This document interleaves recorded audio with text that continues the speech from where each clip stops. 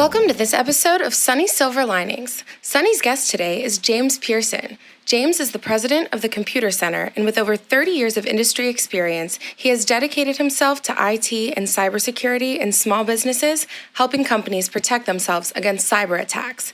James is also the author of 3 books in this subject. And now, your host, the founder and CEO of IT by Design, Mr. Sunny Kaila. Over to you, Sunny. So James, thank you so much for joining me today on my podcast, and I'm super excited about having a conversation with you today. Hey, thanks for having me, Sunny. I really appreciate being here. Thanks for the invitation. So let's start with getting to know you a little bit more, and I want to know your entrepreneurial journey. So can you share your entrepreneurial journey with us? Yeah, so it actually started pretty early. I think 5th or 6th grade. I knew at that point that at some point I was going to own a business, and I didn't know what that was going to look like, but I was always dabbling in something. My great-grandfather started a heating and cooling business in Upper Michigan. My grandfather worked there, my father worked there, my uncle owned his own business. So I don't know if that influenced me or not, but I always knew that this is what I was going to do. So even through college and high school, I always had some sort of side hustle going on, some little business that was generating some revenue and doing something for me and my family in the background. A lot of online stuff back early in the 90s. I was doing a lot of online sales and marketing, and so I always had something going on. When I started working in IT, which is about 30 years ago, I started in sales and I did some training. And then I ended up at the Computer Center through a series of events. And originally I started here at the Computer Center as an engineer in 1999. So I came from another retail location, and I came here. And I did some training for them. So I restarted their training program a little bit, which is a passion of mine. And then I was just an engineer, just like, so many of us got our starts as IT engineers. I was out crawling around under desks and fixing computers and networks. And when the owner of the company retired in 2009, I was in a position, we made a very generous deal that he made with me to pass on the company to me. And so I purchased it from him in 2009, and he retired, and I've been here ever since.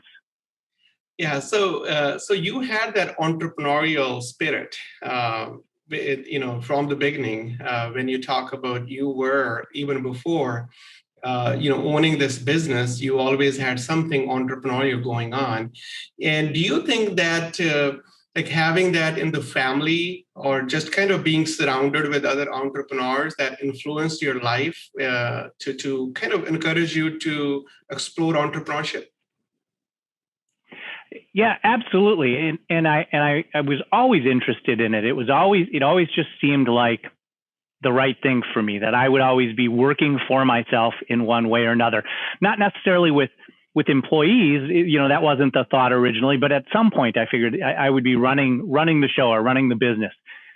So a lot of my side hustles were just me doing things, trying things out, testing things out.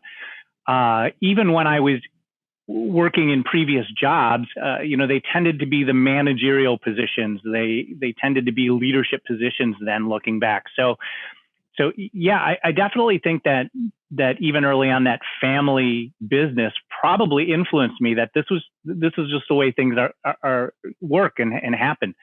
And of course, when I had the opportunity to buy the company, I said, well, I really don't want to go work for anybody else. I don't want to go have a job interview. I really want that control over my life and to reap those benefits. And so, yeah, it was definitely a long lifetime of being involved in that mindset, I think, is what led me to this point. Yeah, so we have been working with your company, and so we see that your culture is very strong, because that's what our team members that work with you share with us. That your culture is very strong. So there must be something special that you are doing as a leader, James. And I want to learn a little bit more about, your leadership signature So one way to, one question I have for you is that in 2009, that found, the business owner who gave, who did discuss giving this business to you. So he must have seen something in you as a leader that he had that conversation with you, rather than having that discussion with other people. So can you talk to me a little bit about what that person has seen in you and how do you lead today? Yeah, I've often thought about that is why he would entrust me with, his baby, so to speak. And I think a couple of reasons, and we talked about this later on, after the sale of the company, but I think I was a good employee, right? I didn't bring a lot of drama. I was here, team members. We were always a small company when I was working for him. There were just 4 of us, including the owner, so 3 engineers and him. Yeah. And I think he saw that entrepreneurial drive. As a matter of fact, when things really started to go kind of south, early 2000s, with the economy, I said, "Hey, I'm going to do some marketing for the company," and I had done a lot of marketing study, and I started sending out letters on his behalf with his picture on it, and doing these sales letters and generating sales and revenues. I at one point, he kind of mentioned I was in charge of one of our larger clients, worked really well with them, and sold them. Boy, I don't even remember what it was, but a big package. And I brought him back one day a $96,000 check for them for a sale I had done that I don't know that he was even aware of. And he said to me, "Boy, I don't know of anybody that's ever done that. I don't think I've ever received a check of that size at one time from anybody before." So I think he saw that I could work independently, take some initiative. I think that was probably the biggest thing. And when things got slow, I said, "Hey, I don't want to lose my job. Therefore, I'm going to find a way to make myself super valuable here." And started, doing this marketing and sales and closing some deals. And so I think he saw that, and I think he appreciated that I was organized and could take things apart and move things forward, and from a project standpoint as well. So I think those were qualities that he appreciated. Yeah, no, thank you for sharing that. So what I'm hearing there, James, is that work ethic. And then that chemistry, right? That being pleasant to work with as a team member, and then some proven result. That $96,000 check back then had a different price tag, a different value, and so showing that result, showing that okay, you can function as a leader, as an entrepreneur, and so that's something that he must have seen. Now, in terms of your culture, your workplace culture, so what are you doing that makes your culture very special, very strong? Yeah, so we're not a big company, and we all wear lots of hats. Yeah. And what I've had to really realize is that we all have these skills and abilities and things that make us really great. So we're a big EOS shop, traction, and so we structure our meetings and our culture a lot around that. But in addition to that, I've really stepped back and said, is this person in the right seat? Is this the right person? And that's been hard to do. We all know how the challenges of getting a team that really clicks together. Yeah. And so I've got a couple of key staff members that are on my leadership team. We've been together forever. We're very honest with each other and really can talk openly about things together.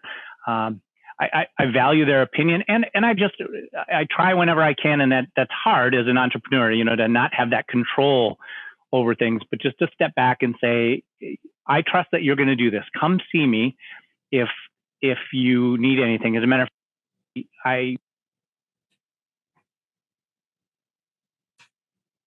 you need to tell me about, and if they say no, I say great. Let's move on. Then you bring to my attention the things that you think are important or that you're struggling with.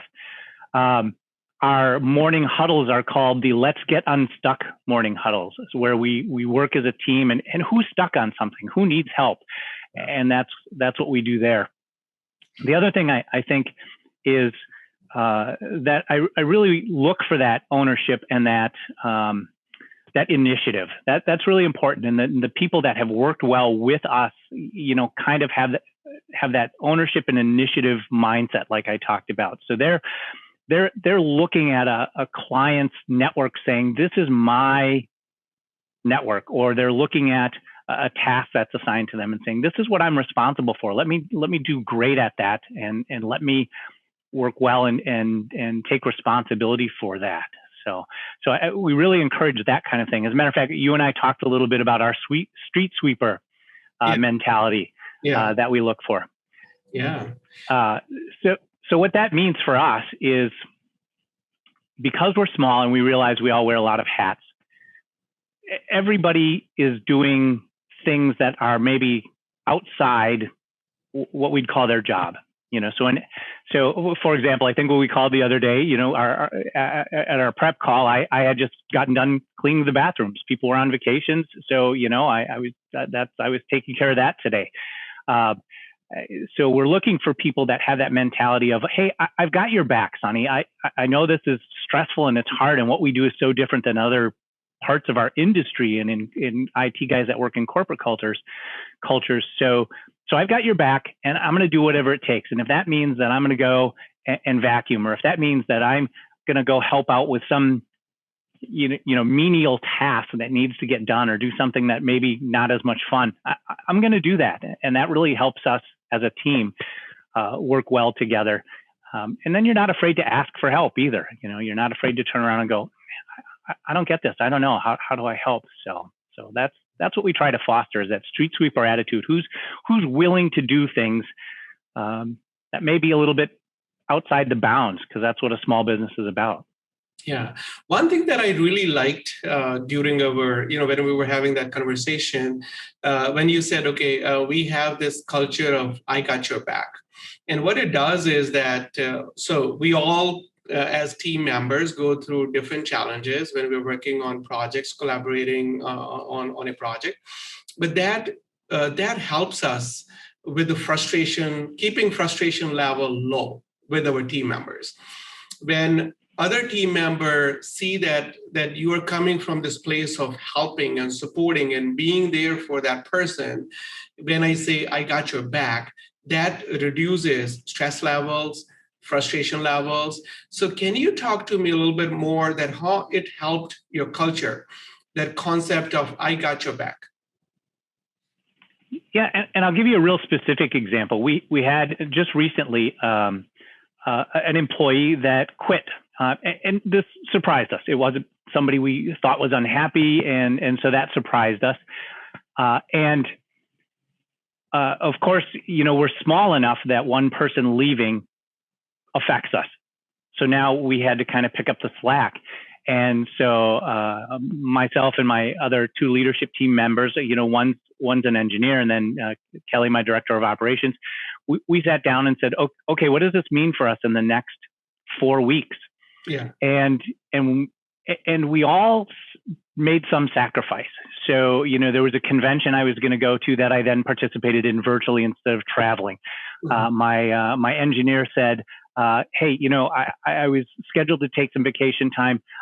I'm going to postpone that. And then we were able to give him some other time a little later on and shuffle that around. But, I didn't even have to ask about these things, which was very heartwarming to me, in that, hey, we're in a bind. And everybody just kind of came together and said, here's what we're going to do. And here's how we're going to creatively get through this tough situation. And then hopefully we can, do that later. And again, with this particular staff member, we were able to extend some other time in a different place and covered for him when he needed a break. So that would be one real specific example. Yeah, no, that's awesome. And so for a small business, normally you don't have too many additional resources or that buffer built for business continuity. And what I'm hearing, James, is that having that strong culture and I got your back type of culture helps you with the business continuity with the resources that you have as a small business. And it's very important, just to really, see the culture supporting your business continuity strategy when the team work is done that way, that, hey, we have this situation, we have this, so we're going to go through some tough time for a few weeks, and let's join hands, hold each other's hands, and walk together during high traffic, during high traffic time.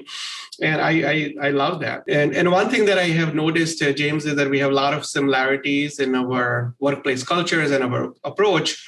Leadership approach, because we also focus on education-based with our Build It.